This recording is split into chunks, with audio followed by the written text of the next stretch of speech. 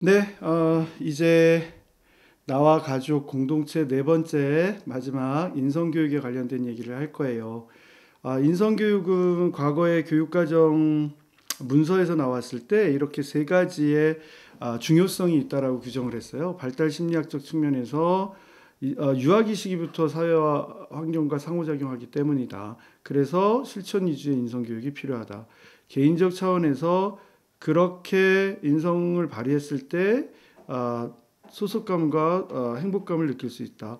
사회 국가적 측면에서 그런 사람들이 많아질수록 우리 사회의 공동체 의식이 높아진다. 뭐 이거는 뭐 논술 과정에서 좀 얘기할 때 쓸 수 있는 형태의 내용들이니까 봐주시면 될 것 같고요. 많이 쓰는 말들이 이렇게 인성교육에 대한 거, 바른 인성에 대한 얘기, 그래서 도덕적 마음, 감성, 도덕적 행동이 어우러지는 걸 얘기한다. 결론은 자신에 대한 이해, 타인에 대한 배려와 존중, 더불어 살기 위한 능력의 배양 등을 얘기를 할 수가 있겠다라고 보시면 되겠고요. 꼭 이게 다가 아니지만 인성교육진흥법에 해당되는 내용에서 책임감이나 이런 내용들도 다 봐두셔야 되는 내용이긴 한데 교육부 문서에 보면 질서, 배려, 협력, 나눔, 효, 존중, 협력 이런 것들로도 얘기를 합니다.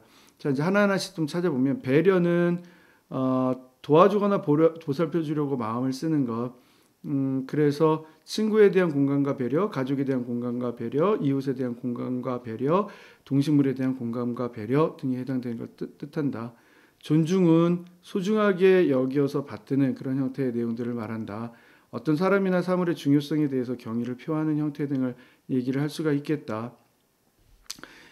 그래서 자기에 대한 존중, 타인이나 모든 사람의 권리나 그 존엄성에 대한 존중, 사람과 밀접한 관계 속에서 존재하는 환경에 대한 존중, 환경을 포함하는 생명에 대한 존중도 포함이 된다.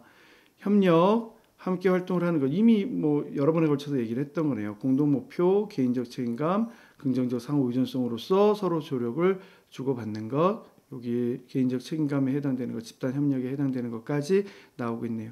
나눔도 얘기를 했고 스스로 우러난 마음에서 다른 사람을 돕기 위해서 하는 일들, 대가를 바라지 않고 지속적으로 돕는 것, 질서, 정돈된 상태 등을 얘기를 하고 규칙이 제대로 돌아갈 수 있는 상태를 말한다. 요거 안에서 요즘은 요게 뜨고 있죠. 민주사회에서 책임감 있는 민주시민으로 살아가기 위해서 사회 규범을 지키는 일들도 다 뭐에 해당하는 것들이더라. 질서에 해당하는 것들이더라. 이렇게 본 내용이란 말이죠. 그 다음에 이렇게 인간된 도리를 다해 나가는 것 등을 의미한다라고 하는 것으로 보시면 되겠습니다. 자, 여기까지 얘기를 해서 봤고요. 이제 인성교육진흥법에 보게 되면 인성교육진흥법 안에서 인성교육이란 자신의 내면을 바르고 건전하게 가꾸고 타인 공동체 자연과 더불어 살아가는 필요한 인간다운 성품과 역량을 기르는 걸 목적으로 본다. 핵심 가치의 예효, 정직, 책임, 존중, 배려, 소통, 협동 등의 핵심 가치 등을 말한다. 핵심 역량 안에서는 다양한 지식, 공감과 소통하는 의사소통 능력 이런 것들이 이제 시험 문제 나왔던 거죠. 갈등 해결 능력 등을 말한다. 이렇게 얘기를 할 수 있겠어요. 아래쪽에 보게 되면 배려, 타인의 필요와 요구와 민감하게 반응하는 것, 존중 그 자체만으로 가치 있다라고 여기는 것, 협력 동일한 목표를 설정하고 책임감을 다하고 서로 조언과 조력을 주고받는 것, 나눔 스스로 우러난 마음에서 남을 돕기 위해서 하는 일들, 대가를 바라지 않고 지속적으로 돕는 것, 질서 민주시민 사회에서 책임감 있는 민주시민으로 살아가기 위해서 규범을 지키는 것, 효 우리나라에서 자식된 도리를 충실히 하는 것. 그런 인성교육의 방법으로 앞에서 우리가 봤던 토의, 협동, 현장학습, 역할놀이, 시청각 매체의 활용, 스토리텔링과 같은 기법 등을 사용하더라. 이런 형태의 내용으로 인성교육에 관련된 걸 봤습니다. 그래서 더 구체적으로 토의라고 이해하는 걸 얘기를 해보면 이렇게 구성원들 사이의 도덕적 문제에 대해서 그래서 가치 분석 기법에 대한 얘기가 나올 수 있단 말이죠. 딜레마에 관련되어 있는 내용으로 설명을 하면서 같이 명료화도 될 수 있겠지만 그 내용 하나 알아두시고, 협동학습 집단 구성원들이 공동의 목표를 달성하기 위해서 맡은 바 역할을 끝까지 책임 있게 다하는 형태, 현장학습 직접 체험으로써 배워나갈 수 있는 것, 사회적 봉사활동도 일종의 뭐라고 보느냐, 현장학습이라고 본다.